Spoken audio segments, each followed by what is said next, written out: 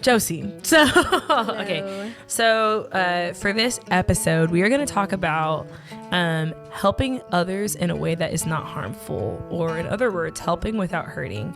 And I think this topic is super important because we want to honor the call in our lives to love our neighbor as ourselves. But I do think the Bible gives us a lot of framework for the best ways to help others. We talked about that in episode on like biblical compassion before. But we also want to, I think God has given us the opportunity to learn from mistakes of the past as believers, and just to be able to serve others with excellence and in a way that honors God and also honors the person. And so I'm going to kind of give a little bit of a framework for what that looks like in the Bible, as far as just like that call on the life of a follower of Jesus.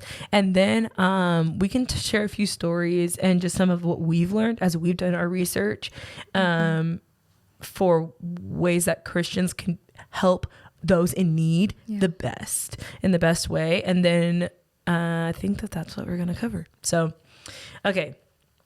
In Genesis 1:26, it says, "Then God said, 'Let us make man in our image, after our likeness, and let them have dominion over the fish of the sea, and over the birds of the heavens, and over the livestock, and over all the earth, and over every creeping thing that creeps on the earth.' So God created man in his own image. In the image of God, he created him. Male and female, he created them." And so we know that God created all people in his image and his likeness. And that doesn't mean that he created them as gods, but rather like he created people with certain abilities or character traits that God has, and God, like the Trinity. And so some of those traits is like God created people with ability, the capability of, and the ability to create. And he also created people with the ability to have dominion. He literally says like, I'm creating you so that you will rule over my creation. And he also creates people with the ability the capacity for relationship. God himself is relational. He's 3 in 1, the Father, Son, the Holy Spirit. And so he creates people in his image by creating them with the capacity for relationship. And something that we see, relationship with God, relationship with self, and relationship with others. And something that we see as soon as the fall happens is that relationship is actually distorted. Once Adam and Eve eat this apple, we see a few things happen. One, we see them hiding from God. We see this relationship with God is distorted. God has to ask them, God chooses to ask them, like, "Where are you? Why are you hiding?" And then they say, like, they explain why, well, she ate the apple, I ate it too, and we're hiding because we're naked. And he's like, "Well, who told you that? Who told you that you had something to be ashamed of?" And so we automatically see like this weird disconnect. And so could you imagine like being like, I've only walked in unity with God, and for the first time ever experiencing disunity with God. Like they're not like us. Like Adam and Eve are not like us, where we enter the world and we automatically, or through life, experience like a disconnect with God and figuring out ways to get to him. They never had to figure out a way to get to God because they were always with him. They never had to come up with their own religion or system for getting to God because there was no such thing as being separated from him. Another thing that we see as a result of the fall is a disconnect with Adam and Eve's relationship with one another. Initially, there's blame. Initially, there's this awareness that there's something wrong with the other person. When prior to that, we see Adam say something like, "Alas, this is bone of my bones and flesh of my flesh. It is not good for me to be alone. Like I need this person." And then we immediately see relational strife. And in fact, one of the first events that takes place after the fall is, one of the first events that's recorded is a murder, Cain and Abel. And so we see this relational strife automatically after the fall. Another thing that we see is this distortion of understanding of ourselves. And really what that comes with is like the hiding part. God actually helps fix this distortion of self by giving them clothing to wear so that they no longer are ashamed of their bodies, but can walk throughout the garden without shame as a result of the shame that came from their sin, God clothes them. And then the other thing that we see a distortion of is their dignity, because the thing that gave them dignity was the work that God had set out before them, and they're standing before God. But then God curses the ground. And also one of the things that Eve was able to do was bring life into the world through her body. But now that's a painful experience, childbirth. Yeah. And so not only is there's so much distortion that takes place after the fall. And I believe that God's way of remedying this is by promising that there's going to be a Messiah that comes and reconciles all things back to himself. And so we see throughout the New Testament, there's like a whole journey that gets to get to that point. And there's hundreds and hundreds and hundreds and hundreds of years that pass before the Messiah actually comes, Jesus Christ, to restore all things back to himself.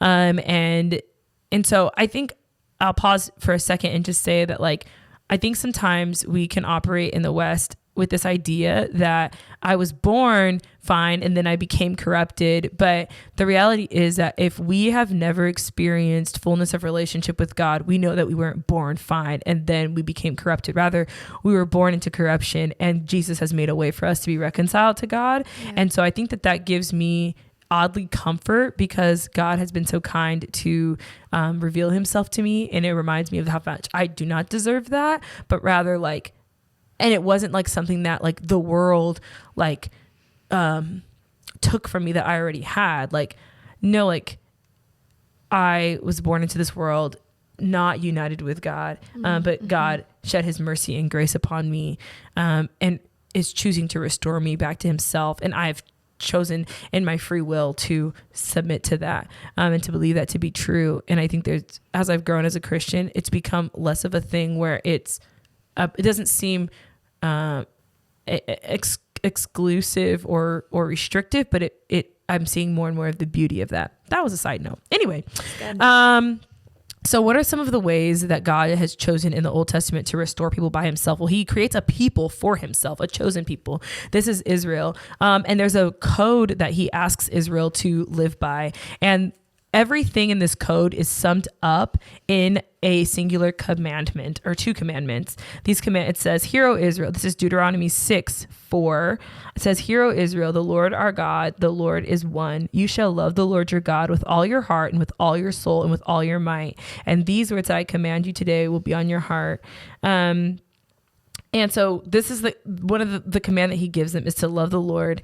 And then in Matthew 22, we see that Jesus continues on this commandment. When he's asked, what is the greatest command? It says, I'm going to get there. It says,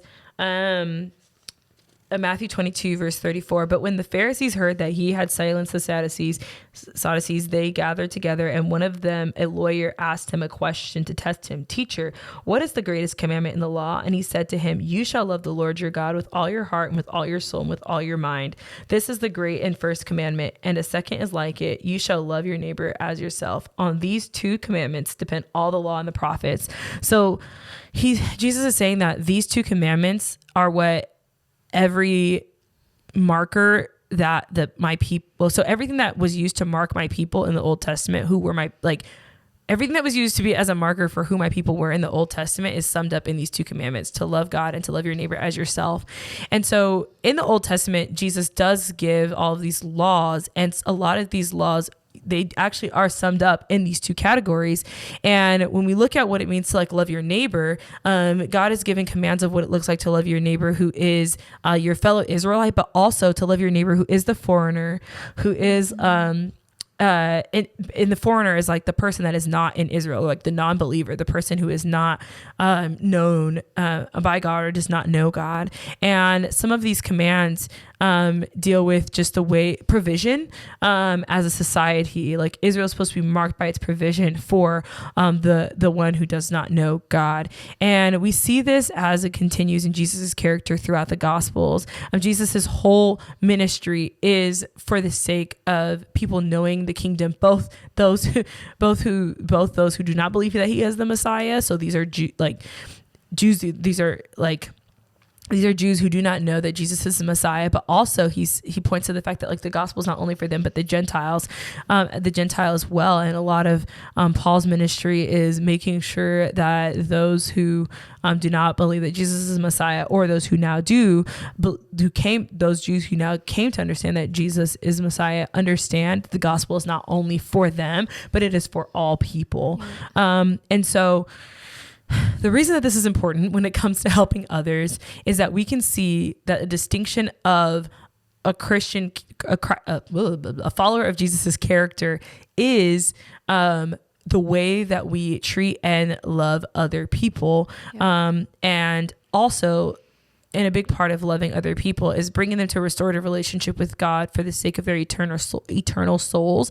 But just remembering that eternity is something that we have access to now. And God begins that restorative process in us as when we come to know him through the gospel. And so Josie and I have spent a lot of time just like reading about this and studying how have Christians brought restorative how have Christians historically helped restore people back to God. And a lot of the work that has been done by the Western world really has been towards those who have lacked a lot of means and need, those that have endured poverty. And then also whether that's been done in the Western world or in the United States, or if that's been done in like developing countries throughout the world. And there's been a lot of wonderful and beautiful things that the church has done, but there's also been a lot of mistakes that we've made. And so the reason why we want to even like shed light on this is because we do have spaces in our university where students are going into specifically do need meeting ministry throughout the United States. And so, Josie, I would love if you could just speak to some of the ways that you have understood best practices for that kind of work. And then also, any stories that you would like to share. Thanks for mentioning all of that, Morgan. I feel like that gives a really good framework. Like, why are we even going out and doing this to begin with? And then it's like, okay, so how are we going to practically care for other people well? And so we may have already talked about it before, but there's this book called When Helping Hurts. And it's a great book, so I suggest you reading it. But there's some concepts in there that have been really helpful and I think align biblically. And so the author there talks about how there's like different stages of helping other people, and that can look like relief, and it can look like rehabilitation and restoration. And there's like different categories and what it kind of looks like, but I want to focus on just really what it is like there's relief, and then there's kind of like relationship building. And what does that look like? And Morgan said earlier, like, what does this need meeting work and ministry look like in other settings? It can look a lot like relief. With the different like natural disasters and things, like there's an immediate need for people to have material things. However, if we go to maybe a developing country where the hurt or just the brokenness has been existing for centuries, for decades, potentially relief and materials is not the most beneficial thing that could be brought into that space. Instead, it's rehabilitation. And what rehabilitation really means is like relationship, like what Morgan was saying too earlier, of like, we're supposed to walk with one another and help build one another up. And that's a long-term solution. Well, relief is like very short-term. Restoration, rehabilitation, that's going to take a long time. And so I think when we're going into different spaces, we have to recognize like, what is the biggest need of the people here? And sometimes the biggest need is not material things. Like there's things that are like going down deeper.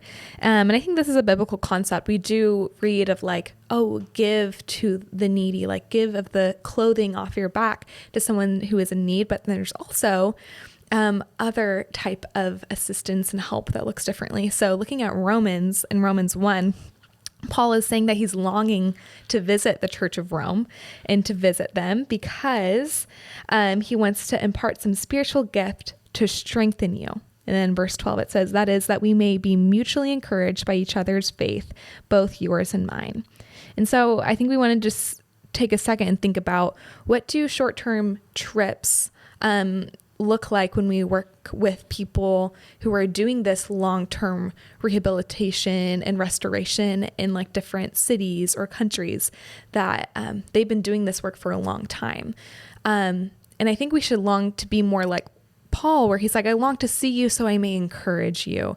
Not necessarily that he is going to make a great difference in like the population. And I think what I'm trying to say is like, he's longing to do it so that he may encourage them, so it may spur them on in the work that they're doing, so that they continue to share the gospel and help others in their area. And so this reminds me of a trip that I took when I went to Thailand one year, and it was really cool to partner alongside like field workers who were just there long term and doing practical need meeting ministry in like a rural village. And they were doing this daily, and so we got to come and see a glimpse of what that really looked like. We didn't really know the language, but we were able to help. And one of the field workers at the end of our trip described our presence as like a drop in the ocean that created waves that helped the field workers there ride those waves to continue on and to encourage them in their work, what they were doing, because it can be very tiring to be in a location where you're doing this type of ministry. And so to have fresh eyes and experience to go alongside people and encourage them is so like impactful. And so I think that's what like rehabilitation can look like. It's more of the long term. It's going to take a long time, and it can feel discouraging at times. Like ministry is not always a ton of wins. There's going to be things that are discouraging, and to have other people with fresh eyes come with you and like encourage you in that is so helpful. So, and then also to get to experience like culture and all this different kind of things. Yeah, I like what you said about the ripple effect, because I think, or not the ripple effect, but like that when you go like say on a short-term mission trip, your mindset often should be like, I'm not cut here to change this world or to necessarily be able to come back with a great story about something that I did, but rather I'm partnering with other followers of Jesus to continue to continue the work that they're doing, or to provide like aid and assistance to the work that they're doing, or to help like the work that they're like, I want to leave this place in a way that the work that they are doing has the ability to flourish. And so notice how we keep saying like the work that they are already doing. I think that there is easily a temptation to show up as an expert, or even to in your training to assume that, oh, I need to get trained so that I'm an expert on this, so that when I go I have something to offer, when the reality is like, well, when you go, one, you should be going to places where there already are local workers, because again, sustained change only happens through relationship. And so thinking about going somewhere for a week, 3 weeks, 2 months, like there is, those are short terms. Like, and so sustained work really does happen through relationship. Actually in that same book, When Helping Hurts, I believe it was that book, or it might have been another book that I've read about this topic, but one of the stories was interesting. There was this pastor at a church in a developing country, and he would always partner with this church in the United States, and they would always say, hey, we want to come help, serve you all. And he was like, yeah, we have like a room that you can paint. And they would paint this room every single year, and to the point where there was so much paint on the walls that the building started to fall apart. And so there was one year that the pastor was like, hey, like, we want to come. And he's like, so the building's like falling apart. And he's like, oh my gosh. And he's like, honestly, I have invited you guys to come basically culturally, it was not, it would be like frowned upon for this pastor to like refuse the help. And the US pastor did not have like that context to understand that. But also like, they didn't ask the question of like, hey, is there a need for us to be present anyway? And the reality was, what ended up coming out was what they needed wasn't necessarily the people help. What they needed was the financial assistance to just continue their ministry. But oftentimes, because of the amount of money that they would, this church in the developing country would receive from this group coming, they were able to just receive what they needed to continue their ministry throughout the year at their local body because of the money that was being given, but the like actual tangible help that was being given was actually like creating more of a problem. And because nobody asked a question, nobody assessed a need, they assumed a need. Something else that I'll point to as we kind of like wrap up this talk about helping meet needs is there was a friend of mine who was a pastor in San Diego, and he would do a lot of work with the unhoused population downtown. And we would always go out and give these bags out. And he was like, for starters, like, these are not blessing bags. These are not like there's nothing in this bag that's going to get somebody off of the street. There's nothing in this bag that's going to transform a person's life. He was like, if I went up to you and I started handing you laptops and textbooks and whatever as like a CBU student, he's like, what would you say? Like, at some point I would give you a bunch of things and you'd be like, I really don't need any of this. Like, I already actually have all of this, and none of this is actually helping me with any of my real problems. Like, if anything, give me like a bag of cash so I could pay for this tuition, right? But he was like, so how much, like, why would you assume, and this is why the discussion on dignity matters, why would you assume that this person who is unhoused needs everything? You think that because this person doesn't live that they live on the street, and you're thinking like this water bottle is about to change their life. And sometimes, and I've talked to people about this before, like, we have the nerve to get upset if they refuse something that we're giving them, as if they don't have the ability or the autonomy to be able to say, no, I don't want that. And so instead, what he would train students to do is he would say, you're going to go up to this, the bag would have like socks and a granola bar and a water bottle in it. And he said, you're going to go up to this person and you're going to say, hey, you're going to introduce yourself, say, hey, my name is Morgan. I have a few things in this bag. Is there anything in here that you could use? And then they have the autonomy and the dignity, because of like the dignity that they have like in Christ, like, or like, well, just as an image bearer, like they can say like, actually, I don't need the water, but I would love to have the socks, because they might have a whole case of waters in their wherever they're at.